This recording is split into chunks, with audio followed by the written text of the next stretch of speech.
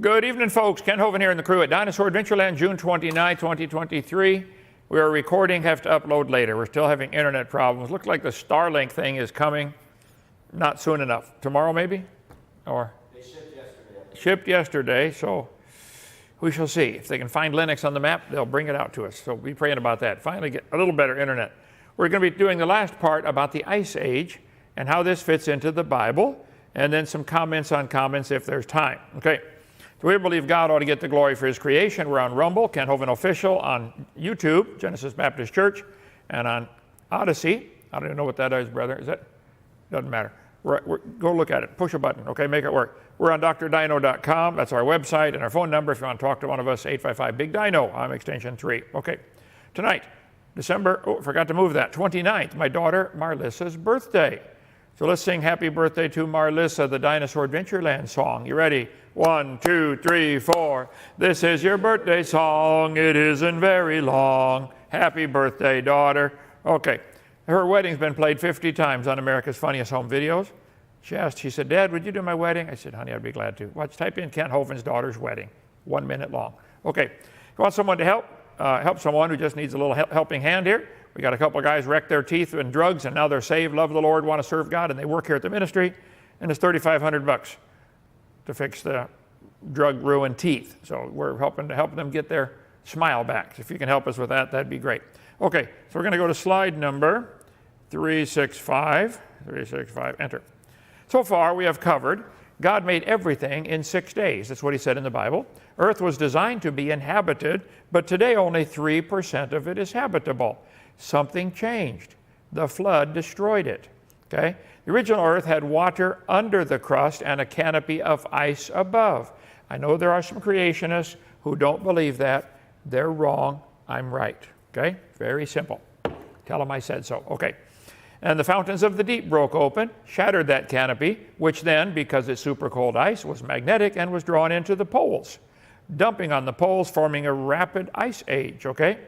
Earth's magnetic pole created an instant ice age, burying plants and animals quickly, some of them frozen, standing up, frozen solid in a few hours. This would create all the glacier effects that we see today. So the Earth used to have a crystalline canopy, a couple inches thick, above 10 miles of air, squeezing all the air down in to maybe 10 miles. When it rained, that would raise the temperature, but when the air expanded, that would lower the temperature from the canopy being cracked, okay? Pre-flood canopy probably had 32% oxygen. You know, when they drilled into amber, how many saw the movie Jurassic Park where they drilled into the amber and get the mosquito out, you know, mosquito blood? Also in amber, petrified tree sap, they find air bubbles. Air bubbles are 32% oxygen in amber. Huh. That's probably trapping the pre-flood atmosphere from when the trees cracked, which is tree sap hardened is all it is. And under greater air pressure, lots bigger things could fly. Insects breathe through their skin through spiracles, okay? And there's a surface area to volume ratio problem. If you have a cube that's 1 by 1 by 1, it has 6 square inches of surface and 1 cubic inch of volume. So it has 6 to 1 surface area to volume ratio. If it gets bigger, it drops. They have a harder time breathing. They don't have enough skin. The smaller it gets, the easier it is for them to breathe. Long, complicated story. Anyway, so canopy of water overhead would increase air pressure, allowing insects to get much bigger. Insect trapped in amber, petrified tree sap, putting on ancient airs. Let's see, 50% more oxygen than it has today. Some people say it had 35% oxygen. Well, a 50-inch wingspan dragonfly could not fly today. He can't flap fast enough, and he can't breathe enough air to keep up the speed that he needs to go that. But under greater air pressure, 50-inch dragonflies, no problem. They find fossil cockroaches 18 inches long. How'd you like to have those in your kitchen, ladies? Mm-hmm, yep. Okay. Centipede found 8.5 feet long. That's a big centipede. Fossil grasshoppers have been found 2 feet long. They couldn't possibly survive today. Couldn't make it. But we find the fossils of them. Huge tarantulas are found. See, if the Earth was spinning under the moon, I got an Earth here somewhere, do I? Oh, way back here. Okay, hang on. There we go. Okay.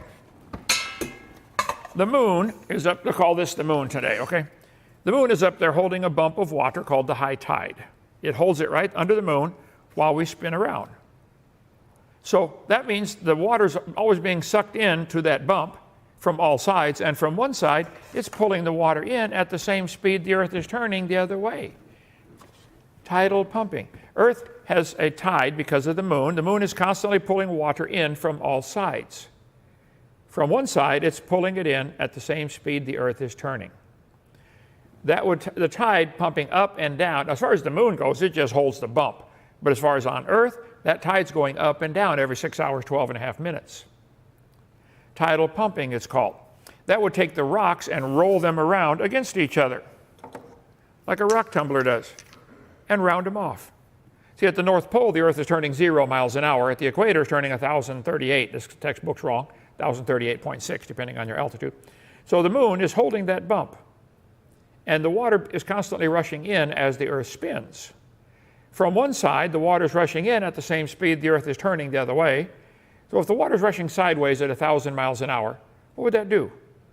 Well, it would roll all the rocks around, that's for sure, and round them off like a rock tumbler does. You go to the hardware store, and they sell it, call it river rock. No, folks, this is worldwide. This is not river rock. This is flood rock. Look at this. A half of a cubic foot is $5. How many cubic feet of river rock do we have here? A few hundred bazillion. You want some river rock? Come to Lenox, Alabama. We'll sell it to you for $4.99. Yeah, okay. Even huge rocks would be rounded off. All these features that we see happened during the flood. If the Earth were smooth, not flat, by the way, it is a round Earth. Okay. But if the Earth were smoothed off, there's enough water that it would be 8,800 feet deep everywhere. That's the average depth of the water if the Earth was completely covered. See, the oceans average 12,000 feet deep now, and the continents average 2,700 feet high. So smooth it out, 8,800, a mile and a half. The tide goes up and down because of it spinning under the moon. High tide, low tide at the Bay of Fundy, that changes like 30 feet there. Average tidal change, those about 5 feet. And the Bible says at the end of time, there would be scoffers who would be willingly ignorant of how God made the heavens and how the earth was standing out of the water and in the water and how the world was overflowed with water and perished. So during the flood, we talked about last time, the water under the crust would come shooting out along the cracks. The fountains of the deep broke open. That would allow the crust to sink in because the water's escaping from underneath. So the heavier stuff, the rock, is now going under where the water was. Well, that's going to contract the mass of the earth a tiny bit. So Walt Brown has great stuff on that in his book, In the Beginning. This is really getting hard to find. We can't even buy them to sell in our bookstore, can we? Yeah, Walt, get back to, he's only 86 years old. Print some more, okay? These are great, great books. And his video series, just type in Walt Brown, In the Beginning. Okay, I believe he's exactly correct.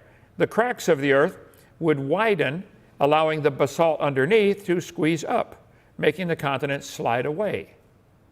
And that, as they go up, the water's going to rush into those cracks and cool it off.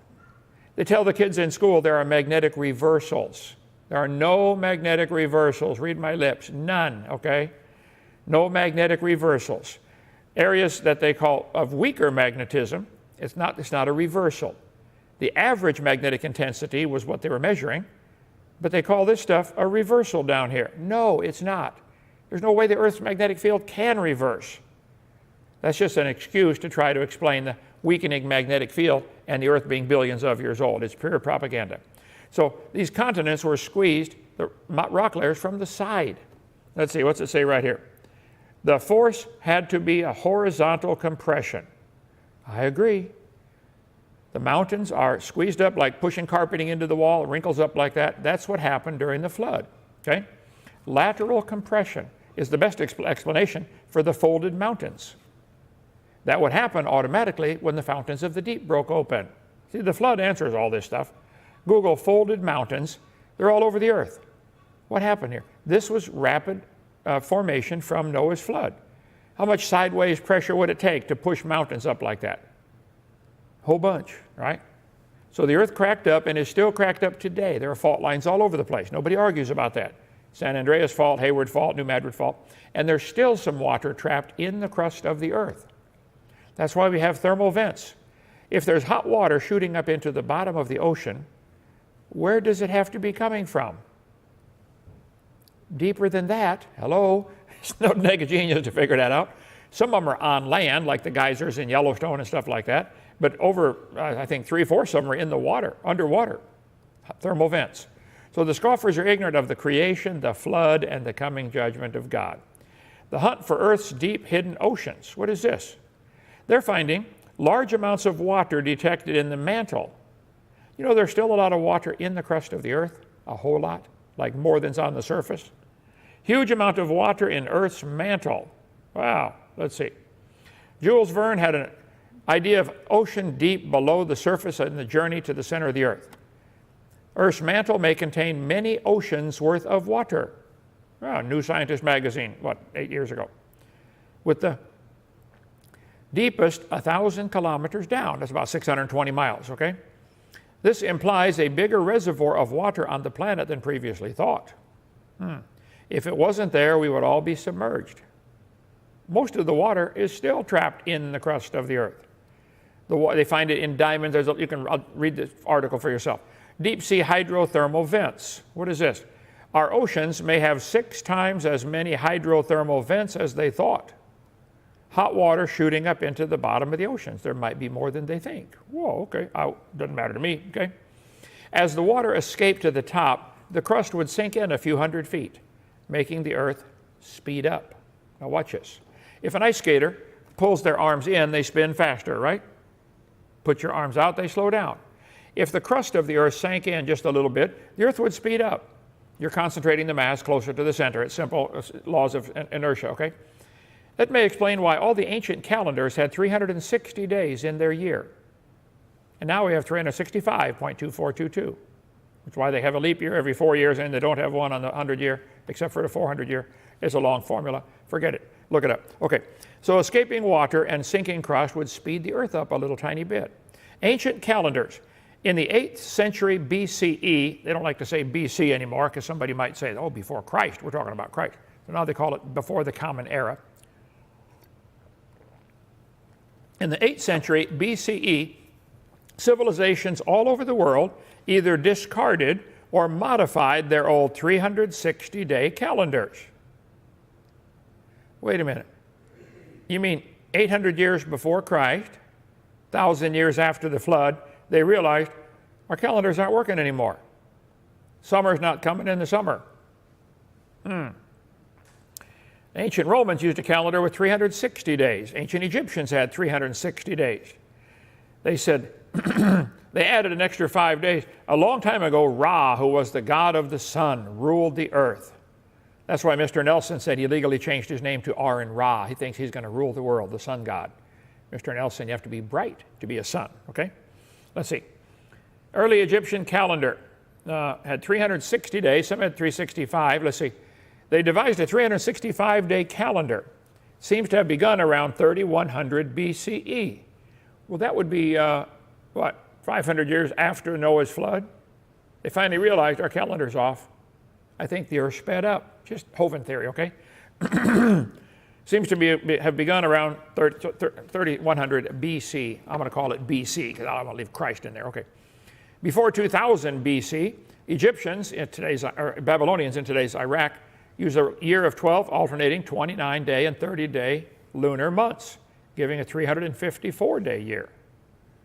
Let's see. It indicates their belief that the creation of the world was 3100 BC. So, in the book of Job, God's asking Job questions here. Job, where were you when I laid the foundations of the earth, when the morning stars sang together? What is this? I hope to get to go see Dr. Carl Baugh next week in Dallas, Texas. Have you guys from Texas been down there to Glen Rose? Yeah, go see Dr. Baugh. Got a great museum down there.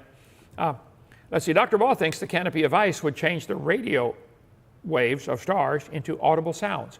I think the stars were singing as they went over the top of the crystalline canopy. That'd be cool. Constant music coming from the sky. Another long story. Okay. He said, who covers it with light, covers thyself with light as with a garment. Nobody knows what light is. Give me a jar of light. Nobody knows what it is. It says, he laid the foundations of the earth that it should not be removed forever. Psalm 104.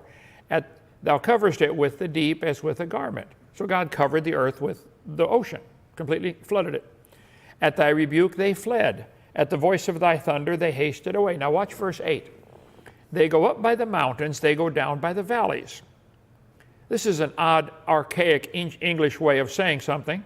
The Hebrew words are halak vashab. No, that's for a different phrase. I'm sorry. Here's the Hebrew, and a literal translation of the Hebrew. This guy said, the mountains rose, the valleys sank down.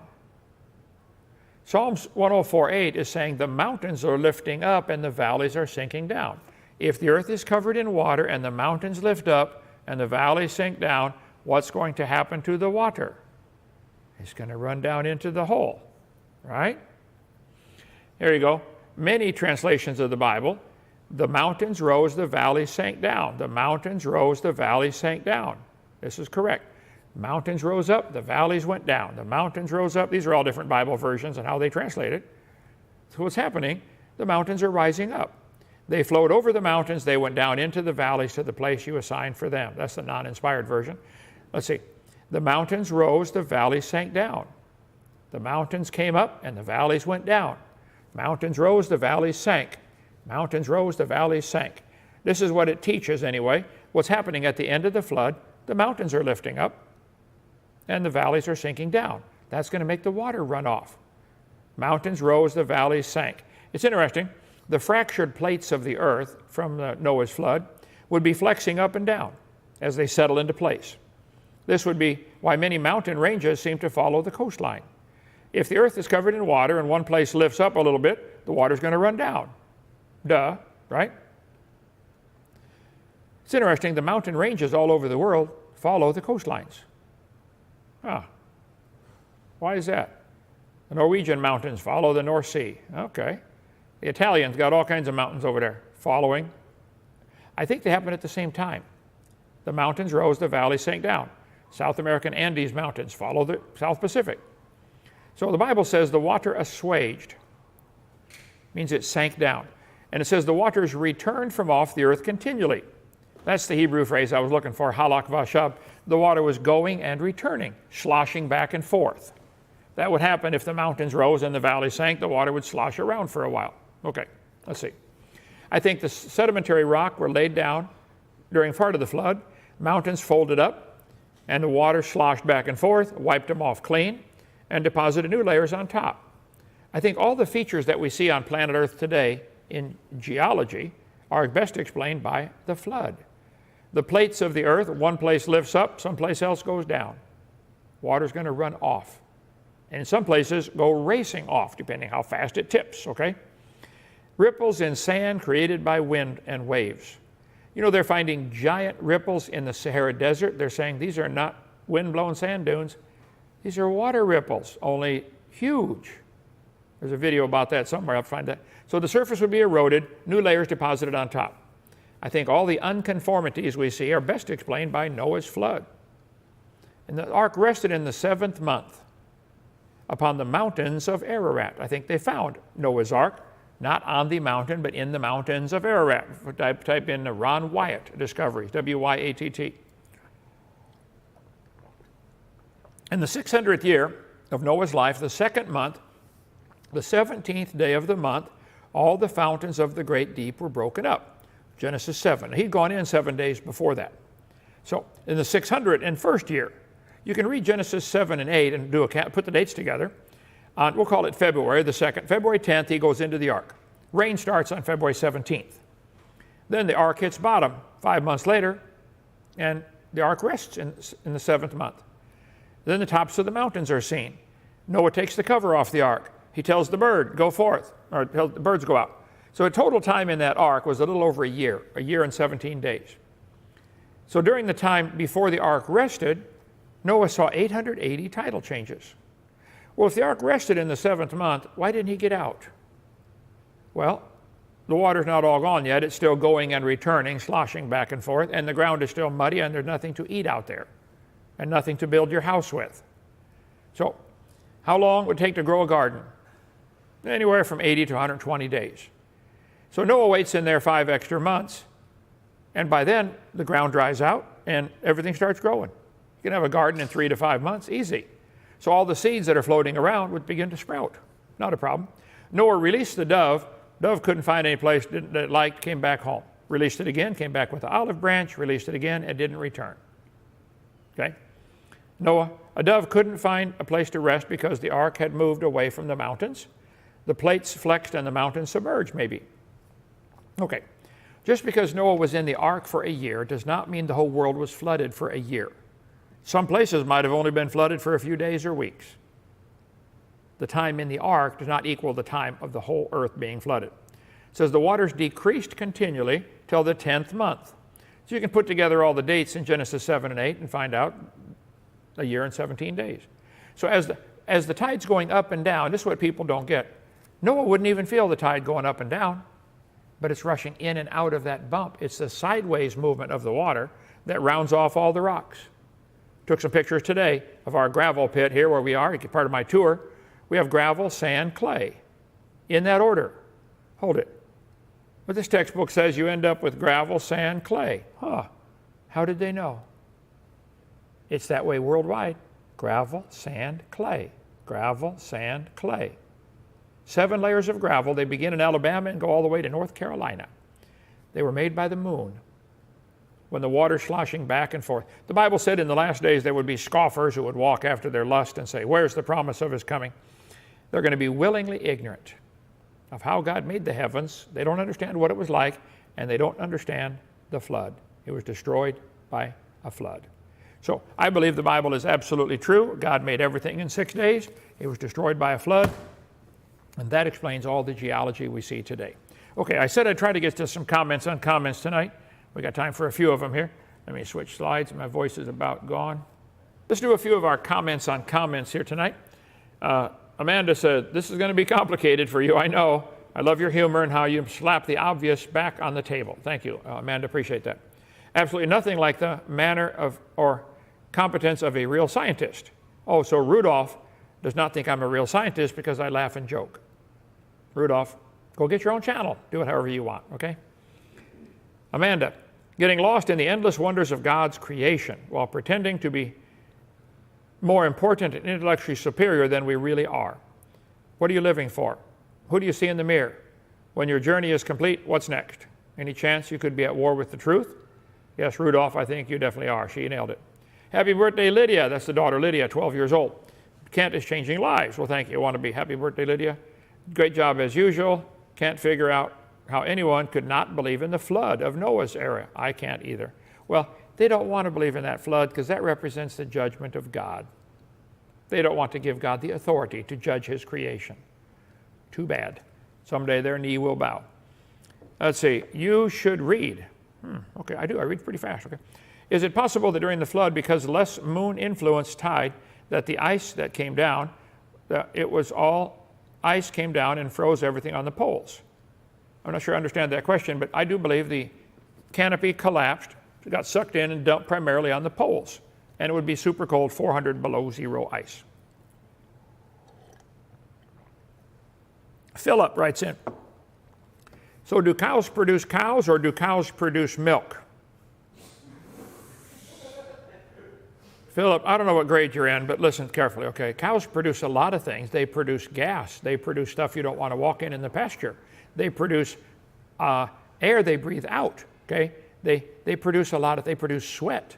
They produce hair on their body. Is it one or the other? They can't produce cows and they can't produce other cows and produce milk? What kind of question is that? Creationist crybaby still writing in. Here he goes. We love this crybaby. Kent, in a global flood, seeds would have been buried under many, many feet of sediment. Stop right there. How do you know that? Go any place where there's been a flood, there's all kinds of stuff floating on top, isn't there? A lot of stuff, debris, big log mats float on top of floods. You need to study floods a little bit more, crybaby. Okay. This is deep enough to prevent sprouting. Now, how do you know that? You're making up a scenario that you cannot possibly know. Also, plants require established soils to grow. I think after a flood, the soil is really rich. Yeah. All soil would have been stripped by a catastrophic flood and deposited where? Crybaby? Someplace else? You need to stop and think once in a while. I would suggest you think before you type anything, okay? Many plants have been lost, that's true. Noah's wife brought some seed, and Noah was a vineyard man, you know, big old crybaby. Maybe they would have started as hydroponic, then evolved to like dirt again. I don't know if I go that way or not. Let's see. Except floating in salt water for a year would kill all the seeds. Isn't there an obvious assumption in that statement? That the ocean was salt water. I think the whole ocean was fresh water during the flood, and it's gradually become saltier in the last 4,400 years. Oceans are gaining salt every day, and animals can adapt to salt water. Did you know we have saltwater crocodiles and freshwater crocodiles? They might have had a common ancestor, a mosquito. You guys, we'll cover salt in the ocean here as soon as my brother straightens up, okay? Maybe you should try putting some thought into your comments before posting. Okay. Oh, did I get it? Right there. Not necessarily seeds would have floated on top when the water went down. They would have been covered. The ground germinated and sprouted. No problem. I think, not a problem. Go any place where there's been a flood. You get many areas where stuff sprouts right away. It's got real rich soil to grow in. Okay. Hay water was not salt water at the time. Only 35% of the earth was covered by water pre-flood. I don't know how you get that number, but that sounds reasonable. Salt came little by little. The marine life adapted to the slow influx of salt. I agree. The fact you've had to explain this shows how much of this vid he actually watched. Yeah, good point. Non plus ultra. Animals on the ark would also have eaten fruit and seeds, therefore their excreta, kind of way to say something, would have fertilized the soil after the flood. I would agree. Ironically, many seeds like to be in water for a long time before sprouting. Avocado takes 6 weeks. Water accelerates sprouting the seeds like papaya, compared to 4 to 6 weeks in soil. Start gardening yourself. You can learn a lot about God's beautiful creation. Okay. Rudolph, did Kent just decide he was a high school math and science teacher, or did he have qualifications in those subjects? Well, let me ask you a question, Rudolph. Did Darwin just decide he was a scientist when he only had a qualification in be an Anglican preacher? Only degree he got was to be an Anglican priest. Do you think Darwin was a scientist? Huh? Answer that question, please. Yes, I taught science and math in high school 15 years. If you don't like it, I don't care. I did, okay? Okay. Still, Brother Meister, you were there some of the time. Wasn't I high school science and math teacher? Didn't some of your kids were in my class, weren't they? Your daughter was in my class. Did she learn any math and science in my class? You don't know? Okay. Still crying in your mom's basement. Crush a fool in a mortar with a pestle along with crushed grain, yet his folly will not depart from him. I asked this question many times here, but Kent never a reply. If all the animals in the beginning were eating only vegetables like grass is not a vegetable, but okay, vegetation, okay. Why God made a group of animals like beasts that are designed to hunt? Whoa, wait, no, Adid, whatever the name is, if you believe in evolution, do you think something was designed? Now I think, come on now, if you believe in evolution, are animals designed to hunt? Does design mean, designer? So I think some of the animals have adapted to a lifestyle where they have to chase their prey to catch them. You don't have to run very fast to catch an apple. So there may be some speed issues here. Some animals just like to run. Our goats love to run around, bang their head into stuff, don't they? All they eat is plants. They love to run. I think you really got a poor question here. Why design them if they only eat grass in a perfect creation? I don't think any animals or insects or fish lived before the fall of man. Live forever before the fall of man. Okay, you believe what you want, but the Bible says man brought death into the world. It doesn't make sense, this idea that before the fall, man was no kind of aging or death to animals. It doesn't make sense to me that everything fit in a dot and a period, smaller than a period either. It doesn't make sense to me that you're related to a strawberry. Bible says Satan was already fallen before God created the earth. The Bible does not say that anywhere. At the end of day 7, God looked at the creation and said it was all very good. Satan hadn't fallen yet. And says he was in Eden until iniquity was found in him. Read Ezekiel 28, Isaiah 14. Already fallen in the Garden of Eden. That is not correct. I'm sorry, your question's invalid. I think the events are more complex than we think and are connected to genetics. The phrase, let the earth, you're going to try to change the Bible. You don't like the phrase that God gave. Let the earth bring forth grass. Could be a hint. There was already some kind of seeds or genetic material in the earth. Well, when God said, let the earth bring forth the grass, I don't know if he had the seeds already there or not. That's a fair question. I have no way of knowing the answer to that one. Let's see. In the sea, and now God has remade them all over again. You're wanting to go with the ruin restoration theory. I covered that in video number 2. I completely disagree with that one. Okay. Even God said to Noah to replenish the earth. You need to study what the word replenish means. I think somebody answers that here. Replenish is the Hebrew word, simply means to fill. God said, go fill the earth. It can mean fill it the first time or fill it again. Now, today's English, we put the R-E in front. It means to do again. To replenish, to us, would mean do it again. To Noah's day, God said, go fill the earth. He told Adam, replenish the earth. There was nobody there before. Don't think you're mistaken. Here we go. Somebody did answer. Der Hollander. The Hebrew word replenish means to fill. God did not want humans to stay in one location for a long time. He wanted to give them ability to reproduce. Praise God for that. Okay, a couple of comments. Sorry, I didn't have time to get any more ready. And we'll get this posted as soon as possible. And hopefully get internet tomorrow. 5 days. Huh? 5 days? We'll send up smoke signals. I know Morse code. Do you want to do it in Morse code? That'd take a long time, wouldn't it? All right, see you tomorrow. Bye.